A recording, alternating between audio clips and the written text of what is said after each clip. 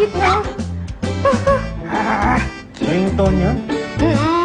Ringtone mo pala, ha? 30,000 pesos yan. Sinira mo lang. Bakit ka naman bibili ng 30,000 pesos? Baliw ka na ba? Hindi yun ang point. Ang point dito, ayoko ng aso. Oh, Jessie. Talaga? Yeah. Thank you so much. Para sa'yo yan. Ang laki naman ito. Ayaw niya umalis eh. Ikaw mo ng paraan, gamitin mo yung utak mo basta get rid of that dog. Bakit? Sino ka ba? Para sundin ko pa. Hari ka ba? Ha? Ilang beses ko bang sabihin sa'yo, ayoko ng asong yan. Hindi ako nalayas. Ikaw ang lumayas. Bahay ko to. Hindi mo ba naalala? Pinipirma mo ko ng kontrata na nagsasaad na kapag kinasal ako sa'yo, akin yung bahay na to. Nakakalimutan mo ba nakasulat sa kontratang yun? Makukuha mo tong bahay na to pagkatapos na kontrata. Ibig sabihin sa 1 taon pa yun. Halika na, Justy. Mas mabaho ka.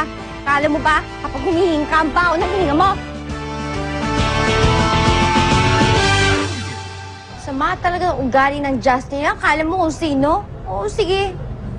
Gwapo siya minsan, matangkad, kahit paano, pero hindi siya tumatapat sa standards ko dahil sama ng ugali niya. Huwag ka mag-alala, ha, Justy? Basta, hahanap tayo ng ibang lugar na matitirhan. Basta mo si Donald. Sarap ah. Diyan, halika. Kain tayo. Sige na, bossing. Kulang pa sa'yo yan. Kaya nga pala, asa pa si Miss Jessie? Ewan ko dun. Hindi na siya dito nakatira eh. Ha? Ate, Oh, ba't ngayon na kayo dumating, ha? ba't ka ba nagpapasundo? Tsaka saan palakad natin? Sa inyo. Sa amin? Bakit? Tsaka, sino yung kasama mo?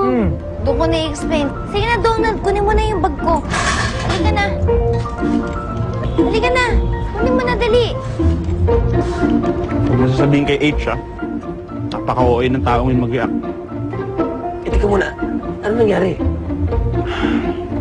Dahil sa aso. Dahil sa kaso, umalis siya ng bahay mo? Aso. Aso. Yung apat ang paa, maingay, mabaho, ngumangat-ngat ng damit ng tao. Yun. Aso? Seryoso? Ano ka ba naman, ate? Ipagpapalit mo yung asawa mo sa isang aso? Ay, Jessie, kung ako rin naman si Justin, magagalit din ako sa'yo kasi hindi ka sumunod sa akin. Di ba nga sabi nga sa kasal, ang asawa mo ba ay kailangan maging submissive? Kaya kung ako sa'yo, magsusorry na ako kay Justin at makikipagbalikan ako sa kanya. Hindi ako makikipag-sorry kay Justin. Ang submissive na sinasabi mo dyan. Ay, naku, Jessie. Nung ikakasal ka, gusto mong bumakot sa kasal. Ngayon naman, kakatapos lang ng honeymoon nyo, nag-aaway na nga kayo. Ay, napaka-immature niyo talaga. Teka lang, ha? Di ba ang usapan, itatago niyo ako? Kaya natuloy ang kasal namin ng dahil sa inyo. Niloko niyo naman ako. Ate, alam mo kasi ginawa na naman namin yon para sa kapakanan mo. Di ba, Wishart? Tama. Tsaka para maayos yung relasyon ninyo. Jessie, ngayon, gusto rin nating maayos to, di ba? So, kung hindi ka makikipag-ayos kay Justin, paano ka na? Saan ka natitira? Dito! Ha?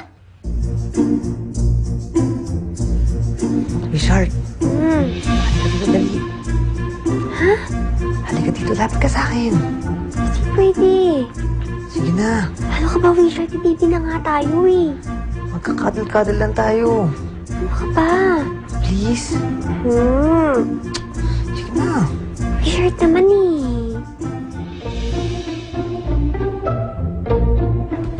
Hoy! Tutulog yung tao dito. Ingay-ingay nyo.